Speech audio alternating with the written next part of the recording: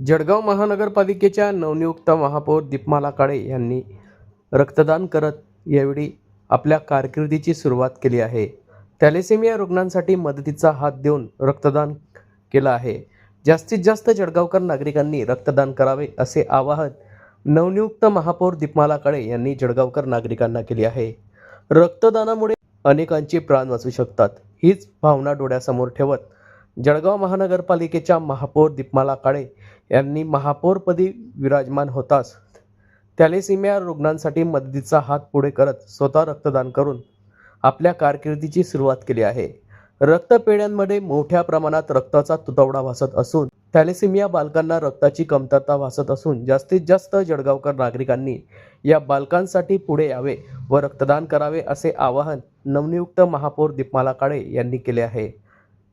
आज दिनांक 6 फेब्रुवारी रोजी संध्याकाळी 6 वाजता जळगाव येथील विसंजीनगर येथील गोळवलकर रक्तपेढी येथे त्यांनी यावेळी रक्तदान केले आहे. आज आपण या ठिकाणी रक्तदान केलेलं आहे. सध्या जळगावमध्ये जे थॅलेसेमियाचे पेशंटचे त्यांना रक्त हे तुटवडा भासत आहे, त्यामुळे त्यांनी कलेक्टर साहेबांना जे निवेदन दिलं होतं पालकांनी त्याचं हे करून मी रक्तदान आज केलं आहे. प्रथम नागरिक म्हणून माझं मी कर्तव्य समजते की मी त्यांना माझा खारीचा वाटा त्या थॅलेसेमिया पेशंटला दिला पाहिजे, त्यामुळे मी आज इथे रक्तदान करायला आले आहे. आपण या अगोदर रक्तदान केलेलं आहे?